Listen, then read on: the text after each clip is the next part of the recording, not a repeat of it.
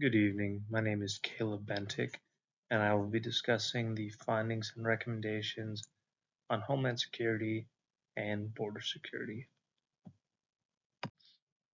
To begin, the research topic discusses border security and management. Border security is a cornerstone of counterterrorism and is a fundamental mission of the United States Department of Homeland Security. This mission directly ties in with DHS's mission for counterterrorism. And since counterterrorism is the main mission of DHS, border security should be absorbed into this mission.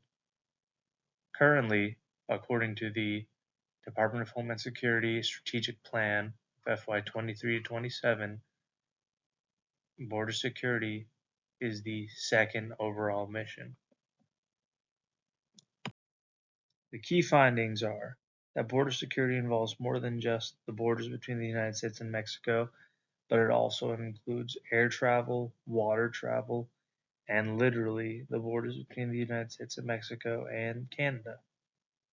Border security itself justifies a need to divest and merge under the mission of counterterrorism, as mentioned before, and effectively securing the border is not done at the lowest level.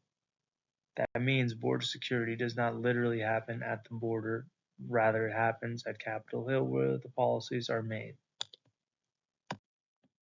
So, why is border security more than just the United States and Mexico? Well, border security is the United States and the rest of the world, as people can travel into the United States through airfare, water travel, or on land. The U.S. is open to the rest of the world.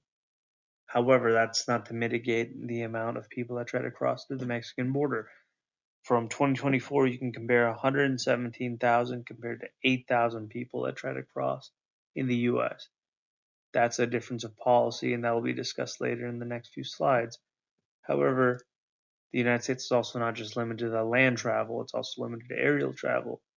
Following 9/11, the TSA improved, including 100% checks for baggages, for expansion of federal air marshal services, and reinforced cockpit doors, ensuring that people entering the plane were properly and thoroughly screened so that anybody entering the United States would not be the reason to cause another incident similar to 9/11. Similarly, border security will be more effectively managed under the mission of counterterrorism, as it limits those with ill intentions from entering the United States. Following 9/11 and the establishment of the Department of Homeland Security, border security essentially was already a main mission under the guise of counterterrorism, as the United States didn't want that to happen again. Similarly, transnational organizations such as Sinaloa Cartel or any other gang-affiliated organization across our borders, they are similarly terrorist organizations. They operate in the same way. While they may not have a religious view, or they may, they ultimately operate in violence, fear, and operate in illegal and illicit activities, therefore being a direct terrorist threat to the United States, although not outright having a mission stating that they are a threat to the United States, such as Al-Qaeda or ISIS. Now, effectively securing the border is not done at the lowest level. This means that yes, while border security can be done physically, it is ultimately up to Congress and who is in the office at the time to decide on what policies should be enforced and not. Therefore, border security can only be managed so far as long as there's somebody in office willing to secure the borders.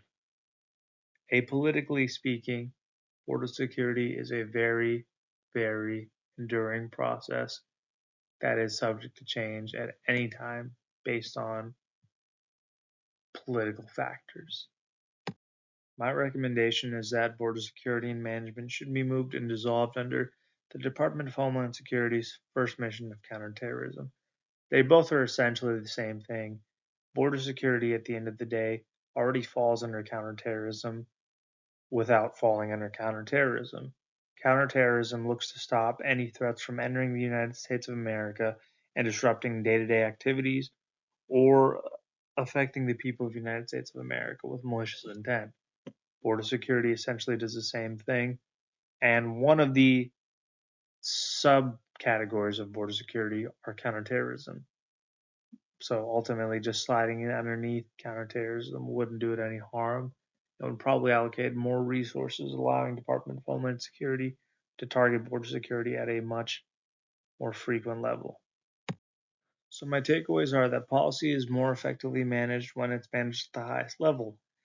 This means that yes, people can enforce the laws at the lowest level at the border, but ultimately it happens at the highest level where leaders make decisions that need to be managed up there and that can truly be managed down at the lowest level on the actual border.